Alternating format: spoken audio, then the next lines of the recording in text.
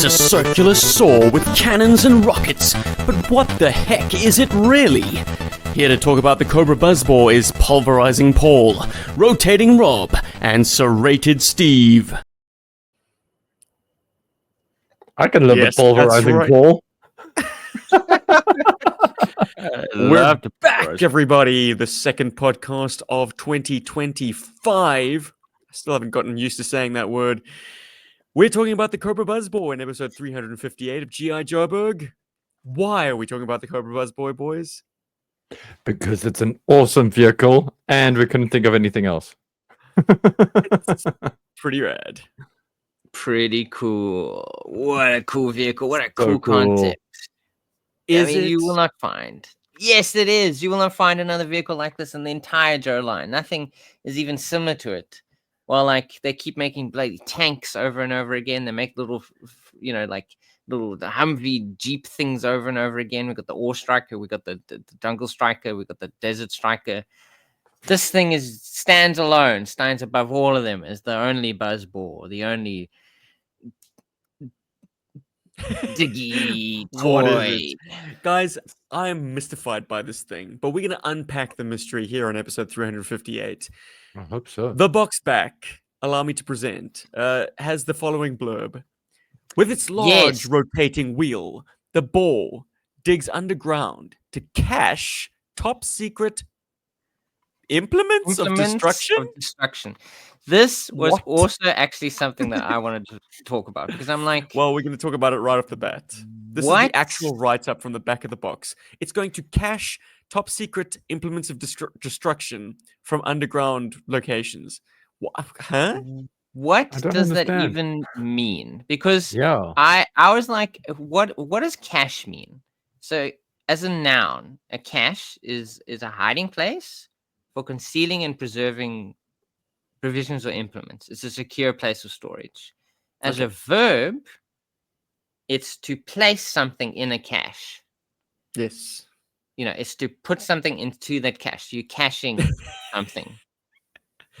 So the copy would have you believe that this thing is going underground, burrowing underground, and like some kind of subterranean creature, I don't know, storing nuts, like a mole. It's going to grab. It's either grabbing or it's storing top secret implements of destruction. Top secret nuts. It caches these things. So yeah, it's the equivalent of like a techno squirrel that goes underground, essentially. Yet it has no storage space and no real way of, I don't know, grabbing anything. It's a spinning circular saw blade with a sort of vented doorway that gets you into a very uncomfortable seat, which has zero visibility. No, this that's thing what asks more questions than it. For. The vents, they're not angled to give you any visibility. It would be akin to like trying to like plaster your face up against the passenger side window of the car. And like, what can I see? Except it's not made of glass. It's made of like slatted steel. Yeah, I don't know, man. This thing is an absolute mystery. It's very unique. But instead of it being like an earth boring machine, what if it's more of a mono wheel? You mean like? No, carry on. I mean like General Grievous's bike. Yes. Men in Black 3, they used them. Oh, right. Did they have something like that in Men in Black 3? Mm-hmm. Also, a really awesome anime called Venus Wars had single monocycles as well. Something else that came up in the sort of the pop culture sphere, if you've heard of an anime called Spiral Zone, maybe you know about the sort of I think it was the lead character's vehicle. I don't know anything about Spiral Zone. I caught one episode as a child when I was on holiday at like a resort. Cool toys. Because we didn't have access to this channel. Clearly the resort did. But it's this kind of monowheel thing that has a giant cannon on the top. Yeah, man. If you know about this show in the comments, you can tell me all about it. Tell us more. It was animated Amazing in a cartoon. And it has just basically just a giant mono wheel that the occupant sits in the middle of. and this cannon is on top, and I don't know, it sort of stabilizes itself by just having this rotating wheel. It's like sitting inside a tire, I guess. You really got to mess with. You give it too much gas, it's going to ride up on you. You give it too much brake, it's going to want to dive. You lock the brake up completely, and you'll start spinning out of it. You'll go upside down. Oof.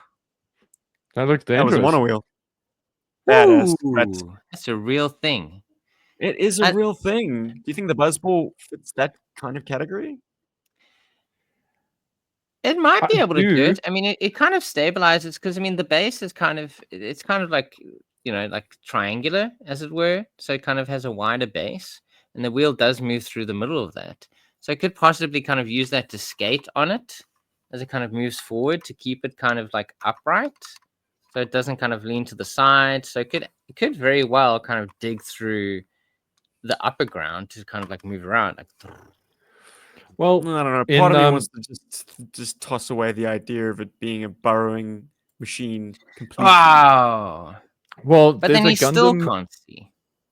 There's a Gundam series called V Gundam Victory Gundam, and they have a vehicle that's like that, like an actual giant mono-wheel bike thing that some mecha actually ride, and they also don't submerge, but it like stays on the ground, and it's quite devastating actually.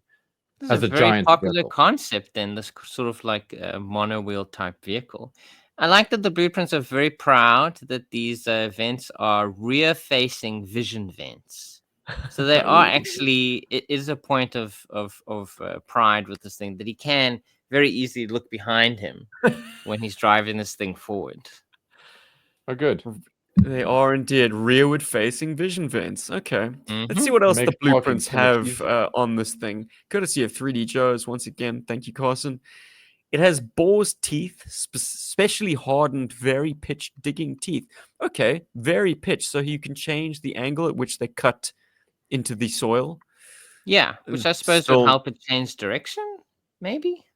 Do you think this thing could cut through walls? I imagine it could. If it can cut through the ground, it can cut through walls. I think it could definitely cut through concertina wire and other sort of light sort of infantry slowing down obstacles. Nothing is as heavy as like a tank trap, but like this thing could certainly get through barbed wire and stuff like that. I mean, if those blades are strong enough, and if you get they're hardened. They're hardened, yes, of course. I mean, Sunbow brain now. I'm just imagining like 3 or 4 of these things going up against the GI Joe HQ, and like tearing through their hangar doors and stuff. Like, they're good to help you. In corrugated steel, it could go through. You'd notice if you were an eagle-eared, wolf-eared listener, we normally do media appearances on our featured toys, but this thing didn't have any. Or did it? We didn't have any cartoon appearances or comic book appearances, so a lot of this is absolute mystery. But you're right, Paul. It would fit the realm of the Sunbow animation quite comfortably.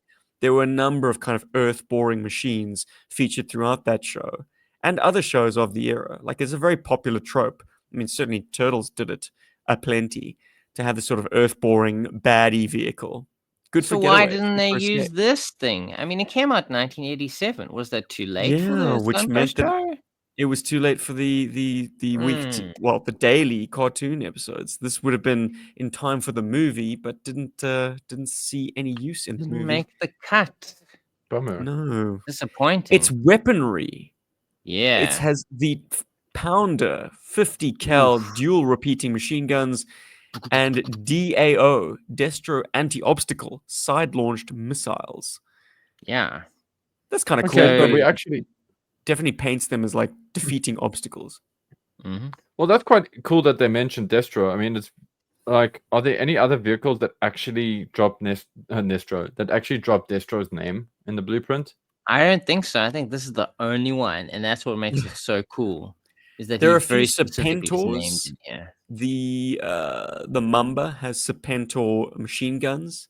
But I guess in 1987, maybe there was a trend of like naming shit after like legacy Cobra characters. Yes. Well, it's interesting you mentioned the Mamba coming out in 87 because 87 is actually quite a strong year for like wacky designs and out there concepts. You have the Buzzball, you have the Mamba, Pogo came out in 87. That articulated the Cobra tank. What is it? The maggot came out that year, and of course the fantastic Road Toad. I mean, who doesn't love the Road Toad? Completely knock a Road Toad. I wouldn't. Those things are strong. It's a scraggly ass looking vehicle, but it's actually got some cool play features. And I'm hoping one day we can talk about it and sort of reveal some of those to people. I'd be very curious to hear about those. But back to the Buzzball. Back to the Buzzball, and the most wackiest design of the year, Battleforce 2000. Yeah, well, it was a crazy year, but it did give us the Defiant and the MCC. Anyway, back to the Buzzball. The fact that it has externally mounted weapons also tell me that this can't burrow under the ground. Like those guns would get clogged, the missiles would be compromised, they'd break off.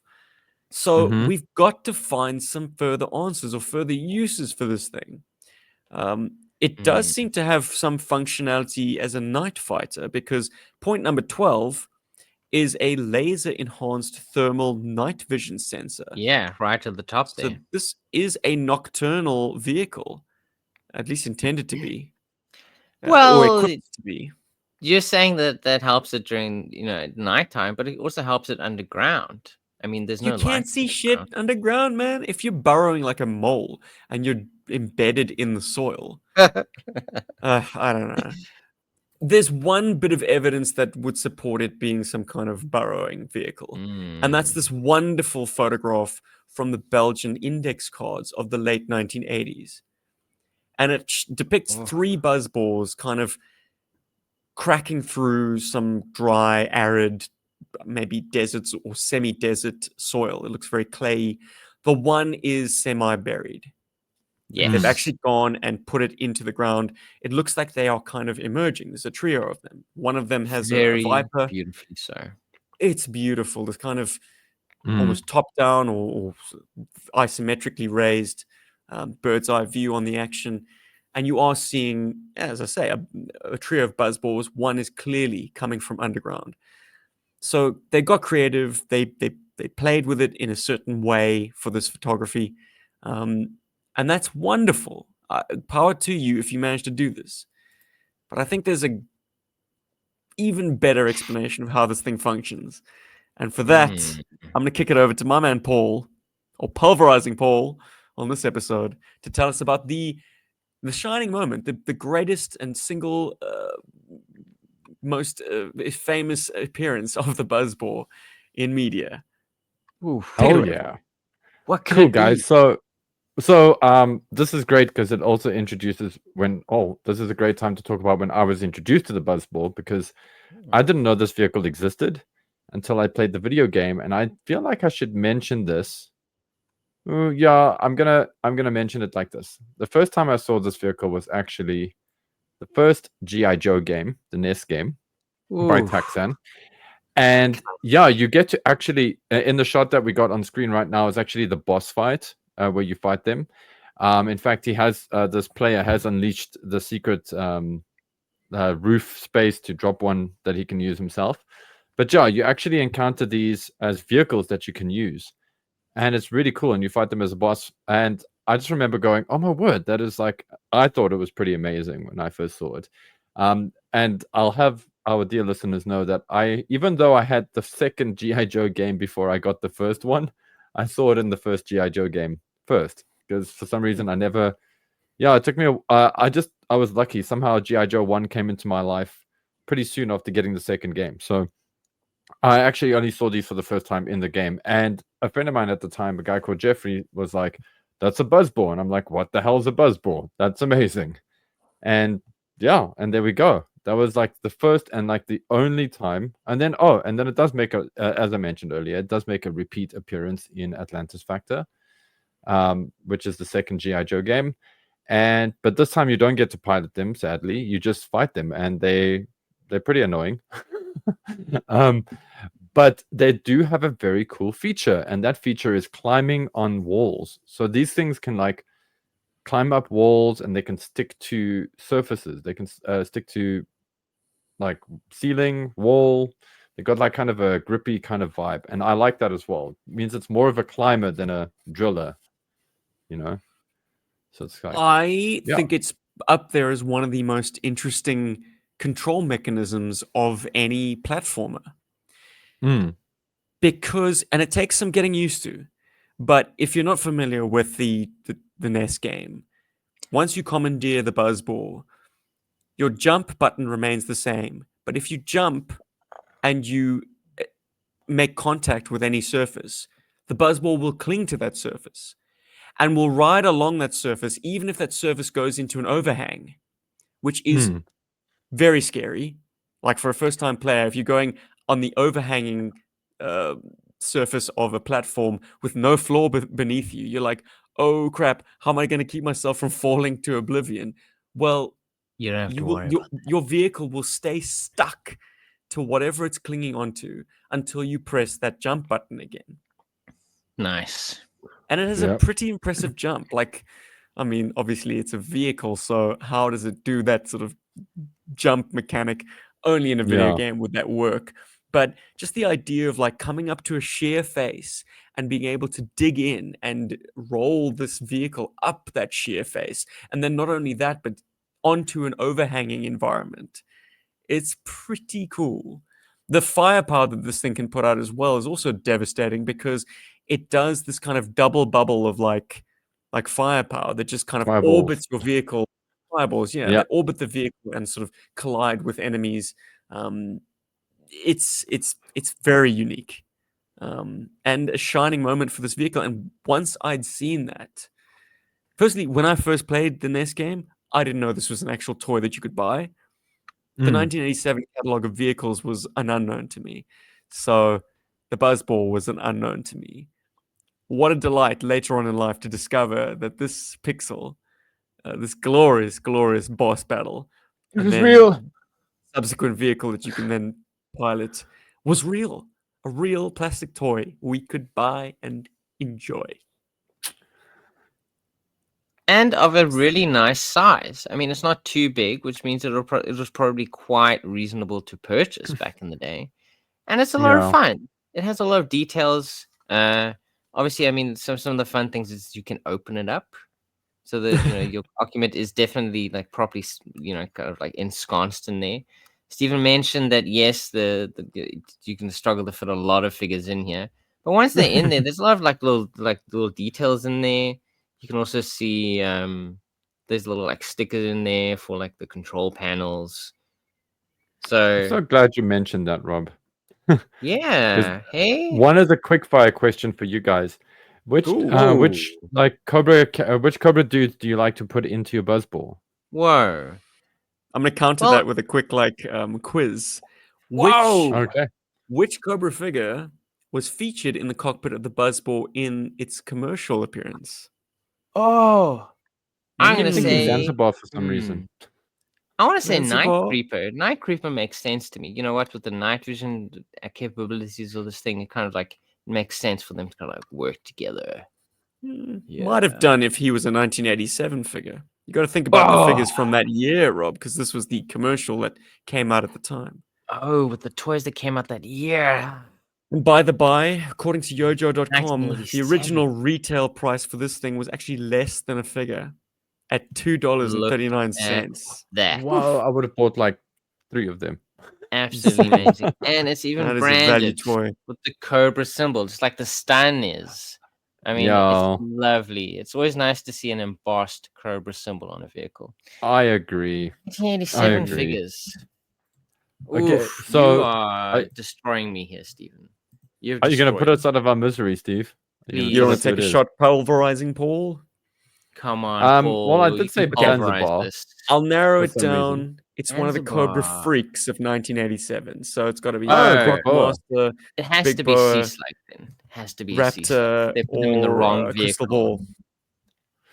No ways. Okay, well, maybe there's a reason I do this, but I like to answer my question from earlier. I like popping Big Boa or Crystal Ball into the buzzball. Interesting. And there must be a reason for that. 1987 man. Yeah, Can because you get- neither of them came in the vehicle in the advert. That's why. Yeah, word burglar. He's the one rocking in the back of a buzzball. No, I'm curious to interrogate that further, Paul. You say you got Big Boar into the buzzball with his big old I can get him. bonds? Yeah, you can get him in Does there, he but it's not like scrape his spikes. Oof, it does bash his spikes a it little. does work. You kind of have to like, though. but I find with the buzzball, maybe it's just me doing an overcorrection, but whenever I put a figure in, I always kind of twist the torso just a little bit so that it doesn't, like I kind of do a thing where I keep the Yeah, hand over it, I was gonna twist say, the torso so that the sliding door doesn't like smash them. It is yeah. kind of a thing. It is So- absolutely a thing. You don't want So, to hurt but I those mean, guys. if you have to talk about like logically, I think the character that fits the best for me has been Crystal Ball, if memory serves. Crystal Ball, and there was another one. Oh, AVAC. I put an AVAC in the buzzball, and he Just fits. 'cause. Wow. Yeah. Why not? Well, ding, ding, ding. You are correct on Crystal Ball. He is the one featured in the Boar. In the Ooh, commercial. Wow. That madness. is The I'm why. sure I I watched the suppose. commercial and then was tipped off to doing that by that. You know. Well, I mean, 87 is actually an interesting year if you look at it. There aren't any like, other than the Techno Viper, there aren't any like Trooper Cobras that year. They all are named characters. So they would probably have to end up putting a named character into this thing to kind of like show it off. Exactly. And Interesting. also Crystal Ball needed the representation. Let's not mess around. Well, of course. Like Of not course, everybody's you favorite need to character. show him off there. And he is quite svelte. Like he doesn't have a very big head. He has got quite fine booties. I don't think he's a particularly bulky figure. You try and get a bulky figure in there, you are going to struggle. You probably want to like put them in sideways so you can kind of, I don't know, fetal position them a little bit to get the legs in, and then squeeze the head in, and then rotate them once they're inside. And he would actually make the perfect driver, because I mean, if as we've established, you cannot see where you're going in here, you would have to be a clairvoyant to be able to drive this thing accurately. He's done it. He's done it again. Oh, well done. Yeah. I gotta admit though, I was a bit worried when you're like trying to like take away this whole ability to go underground, and it's like it makes no sense why the guns are gonna get clogged up and stuff. But the way that you kind of visualize it, or kind of envision this thing of being able to kind of like grip almost any surface using the spinning wheel, and climb up walls, makes it a very versatile vehicle to kind of have. Like there's a reason why it has the spinning blade as opposed to just having a spinning wheel in the middle. Like it's still able to traverse in very unique ways. If we are to, kind of like dismiss that it's not actually a going underground thing. Also, the hooks face forward, like on yours, Rob. And I think that's the correct way as per the box art. The hooks are supposed to face forward, so it looks like it's to be more cutting. It would be the other way would seem more correct. Well, no, I mean this way it kind of like grips it. It kind of this would be more grippy actually, because it kind of like, that is more grippy down. for it to climb. Yeah, this is more grippy for climbing. All right, I have a challenge for you, Rob. You need to ride your buzzball along the edges of your frame while I play the music. Incredible. Yeah, I was doing it earlier. I think I was.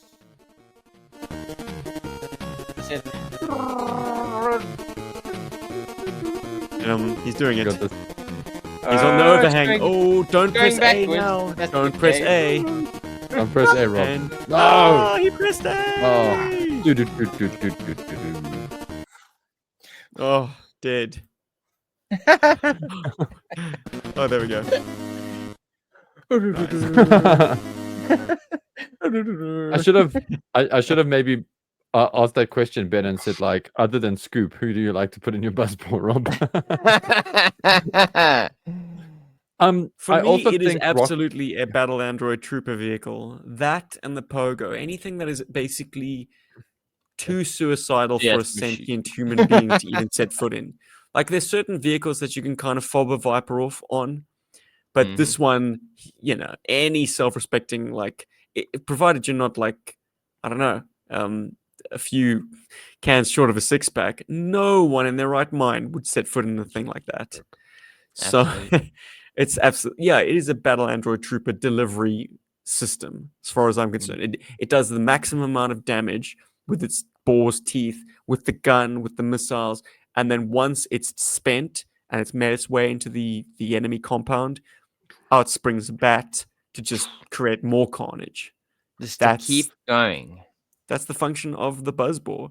And something that I'm going to credit Chaplain Assistant Motorpond, our buddy Gary, he has talked about the Buzzbore in one of his own missiles and basically made me feel like it was a light Cobra infantry vehicle, like a ferret. You'd have these things in your formations.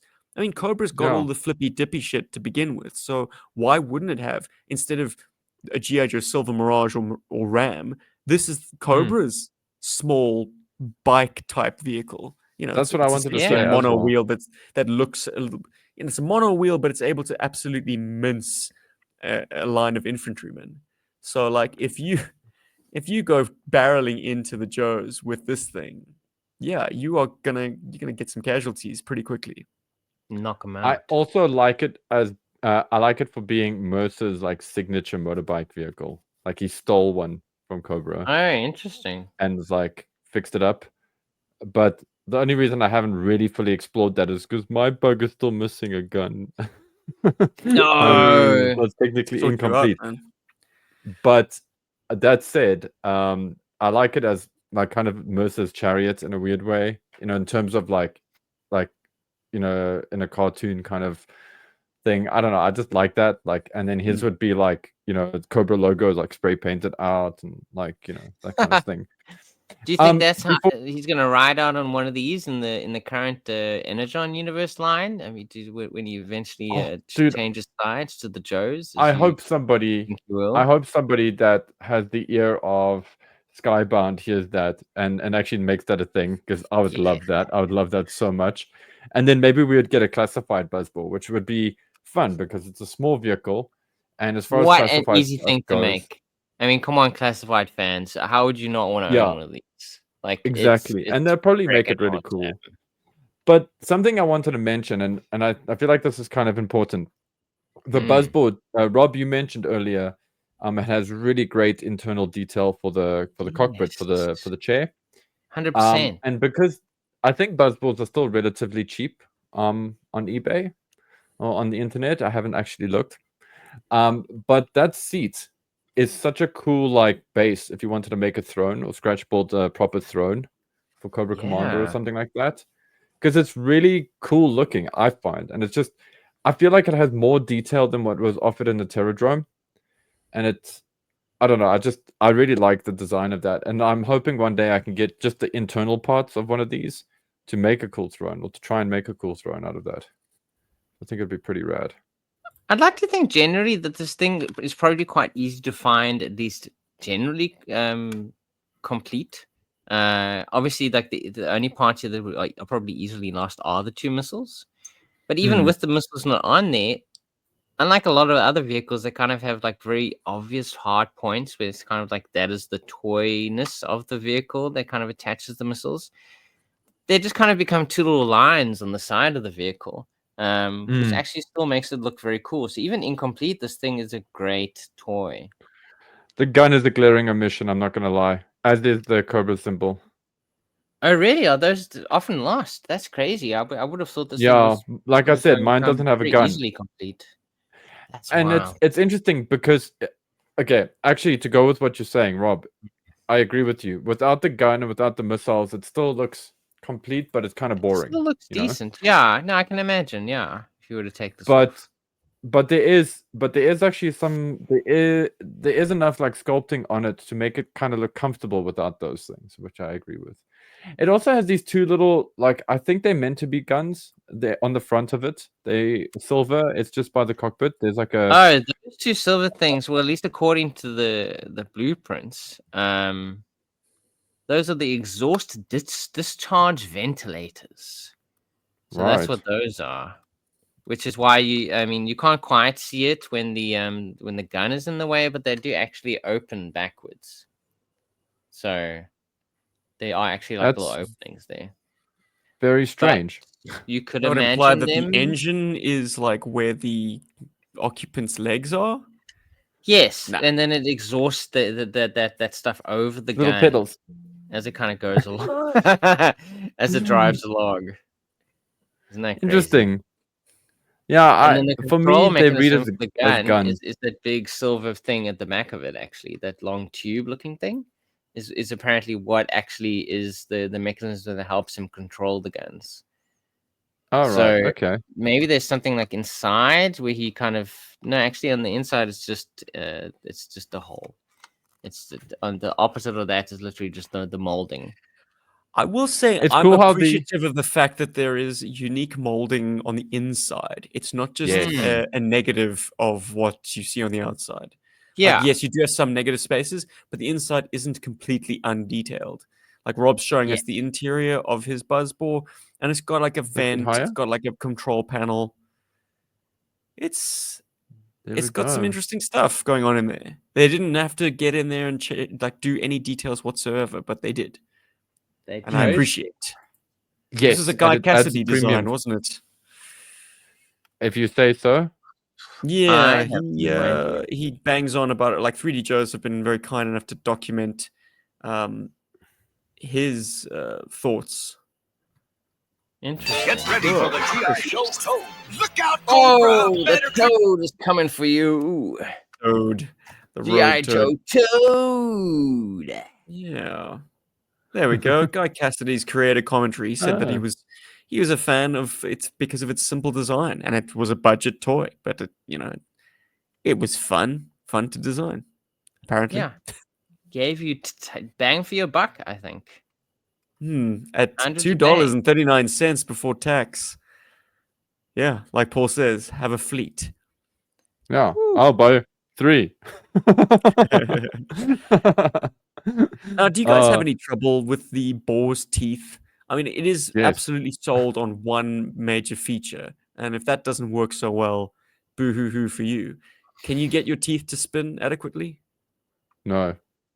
No. I mean, this one here that I have in my hands it actually moves quite good a lot of the time. It's fairly free moving. I mean, good a lot of the time.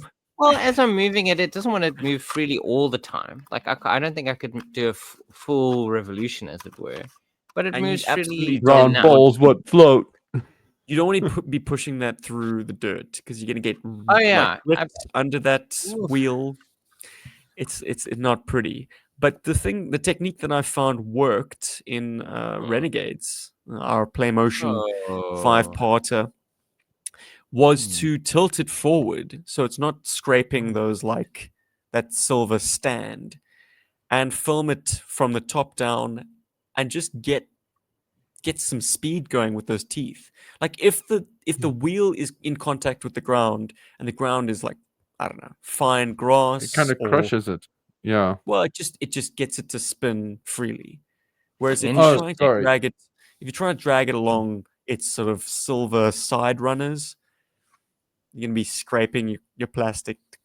Yeah. No, sorry, that's what I was trying to say. It's like I've experienced that as well because it kind of puts pressure and it kind of it messes up the circular shape of it deforms the red spinny bit. Yes, so it pushes it in so that you're actually just grinding away on the silver plastic. Yeah, you rock it forward so that it's just making contact with the red wheel parts, and all of a sudden you've got free motion. What would probably actually make it move easier is if we actually lubricated it. Maybe apply a little bit of grease or something in there. I would be hesitant about putting like WD-40 onto 40-year-old plastic. Ooh, I'm going to do it mine. Do it tomorrow morning. Yeah. What you could try, which is actually a lot safer and also easier to get off if you make a mess up. No, don't use Vaseline. What? A candle, dude. Use candle wax. So just so when you take the red bit off, just rub the inside there with candle wax. Because that's what you do if you make like a set of drawers. If you you use candle wax to sort of lubricate the struts That's such drawer an sits interesting on. thing, because I would have thought, like, I mean, it would harden over time, and it would kind of just stop the movement from occurring. No, it actually helps a lot. I had to use that in Huh. my GI Joe shelf when my dad and I made it. So we put wax on the edges of the glass, and it makes it slide much easier. That's fascinating. Madness. I don't know, man. You don't have a lot of space to work with. Like the disc of the red boar's teeth Yeah, it is is very close. making a lot of contact with the silver parts. I don't know. Whatever works for you, Paul. I'd be curious to hear your I progress. actually want to try it. Yeah. And I think you actually want to should. get your parts list, dude, because had I known you needed a buzzball gun and badge, Stephen be would on the have lookout for searched them, man. those bazaars in shut up. Australia. Every time he would have seen, he's probably seen a dozen of these guns down there, and 100 of Oh, these make a little list. Yeah, missiles. because I mean, it's easy stuff to forget as well, you know. Stun So yeah, I'll parts, make a list. buzzball parts.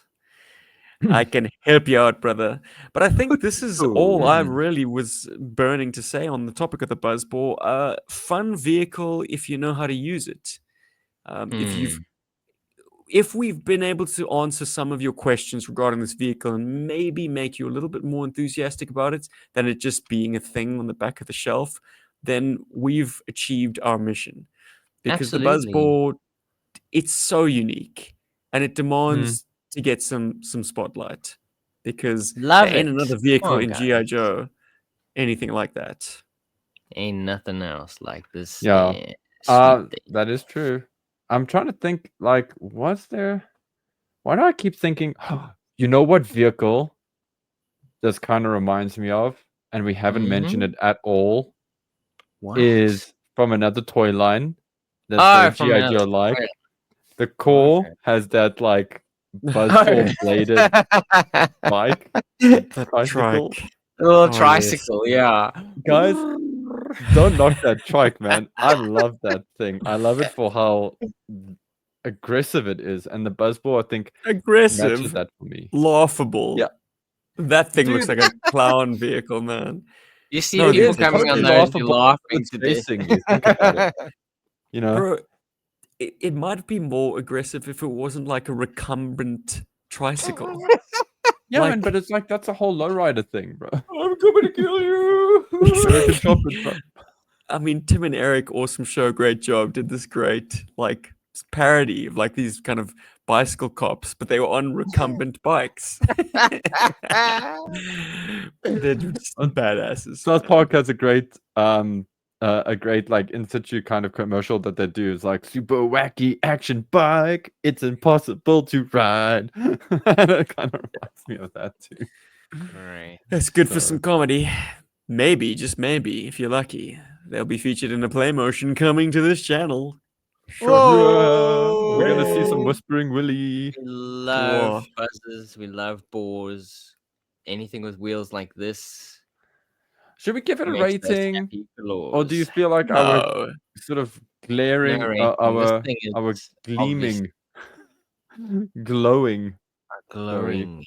It's not a road blockbuster vehicle at all. The ratings would be middling, but I found such a delight in having one or two just because of the video game connection, and because like this thing is pure like fantasy, like 8-bit platforming delight. I mean, it really shines as that like funky pixelated thing on screen, this oddity that allows your character to move in really unique ways.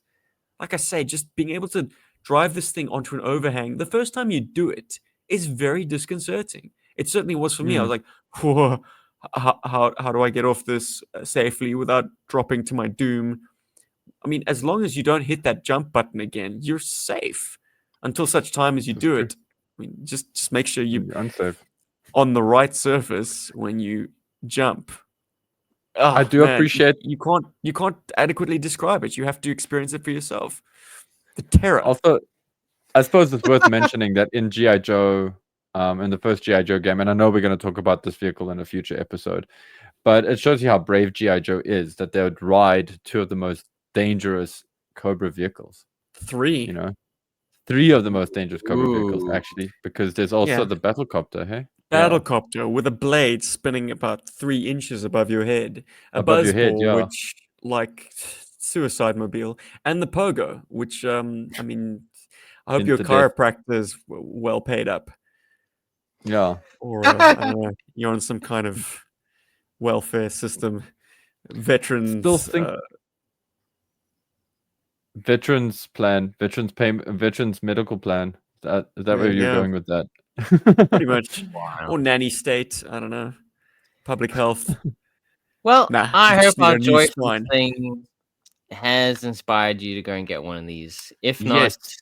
I don't know what's going to convince you to get one. It's too And dear awesome. listeners and dear viewers, please, if this is your favorite vehicle, we want to know about it in the comments. Tell us.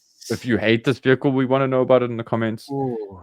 Just tell us about your buzzball stories. I want to hear more about that. I always find it interesting when you guys share little tidbits about vehicles that you guys have enjoyed, and it's been Speaking great. of, what was Hmm. the story behind everyone's buzzball acquisition?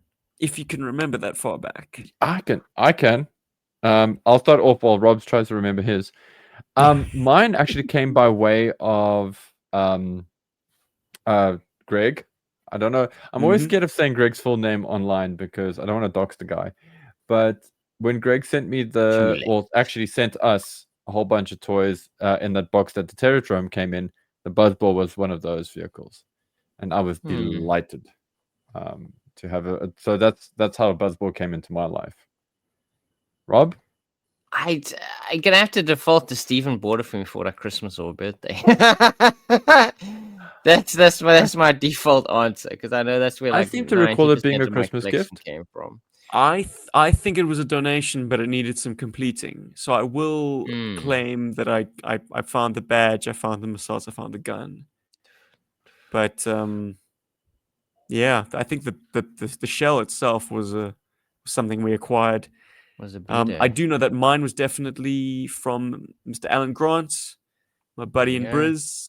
When I got into Townsville, into Australia, he, being an avid listener of the podcast, knew that I was there with very few toys. He had some extras, and one of them was an incomplete buzzball. What a guy. Once I had the thing in hand and I Life started finds a messing way. with it, well, very good. Grant. Like I conscientiously like objected to ever having this thing in my collection until Alan tossed one my way. I mean, it was complete enough to have the boar's teeth and the main body and the door. And so I was just experimenting with how best to shoot it for play motions. So I was pushing it through the grass, snagging. I was like, you got to do something about that. So that's where I got the idea to rock it forward and just plow it through. And after getting a few nice takes of the thing spinning quite aggressively, I was like, yeah, gotta use this in a sequence where someone gets minced. Turns out it was Cobra Commander administering some justice on a incompetent Cobra officer. Gotta say, Dr. Grant did change quite a bit after his experience in Jurassic Park. I mean, for him to allow chaos for him to be an instrument of chaos, it's crazy. Anyway, Dr. Malcolm would be proud. Actually, you touched on a cool thing there because it ended up in the play motions. I remember you sending me samples of what I think it should sound like. Like, so you sent me like what it sounded like to you, and then you wanted my feedback on like the buzzy kind of sounds and whatever's for it. And I remember that. I was like, so you just triggered that memory now. So that's a cool thing about the buzzboard, that it's got some play motion pedigree, you know. Absolutely. The sound, if anyone was wondering, is actually like, because lawnmowers were the perennial terror of any action figure fan as a child. Like, anytime dad got the lawnmower out, you're like, did I leave any toys in the grass? I know I was that kid. So I used not a lawnmower. Didn't find it at the right pitch, but a whippersnipper, or a weed whacker, or a weed eater, an edge trimmer, whatever you'd want to call them. Whatever, those things that use the sort of hard nylon cord. Yes, to make the edges man. look good. Yeah, exactly. I pitched it down quite a bit because otherwise it was just too high pitched. But it gave you that very sinister There's some And nice then- behind the scenes info we're sharing right here. Well, the sound Hope of you it listened this far into crunching, the episode, guys. the sound of it crunching the Cobra officer was actually the sound of it kind of hitting concrete. Ooh. So the nylon cord. Ooh. That So was that. grizzly, Yes. man. Nasty. Love it. Do you know it isn't Bones. nasty though? These Our guys, patrons. you beauties. We love These you long guys time. are beautiful people. Uh-oh. Thank you for supporting us, Good. keeping the lights on, as we love to say, keeping us Enjoying going. early Yes. access to this video and our other endeavors. Yeah. Those Yes. lovely people together with the YouTube members. Thank you very much for supporting us month to month. Thank you all our listeners for listening to us week to week. Yes. Thank you Yeah, very much. tuning All in, you gotta commenting. do, we will always be free. But if you want to Whoa! jump into the trenches and give GI Joburg a hand, that would be greatly appreciated. We'll be back next week for another chat about general stuff. And then the week after that, more Ooh. toys. Hey, that's how we Hey, roll on And keep an eye Joburg. open for another hit Keep and run rolling. review. There's a hit That's and run coming review around coming at out some soon. point, In fact, guys. there's That's on its two in the way. pipe, I think, sort of already. So they're coming. Whoa. I don't know who they're going to be about. Incredible. You'll find out soon enough. Could be about anyone. Whoa. Yo, And yo. yo. Brr.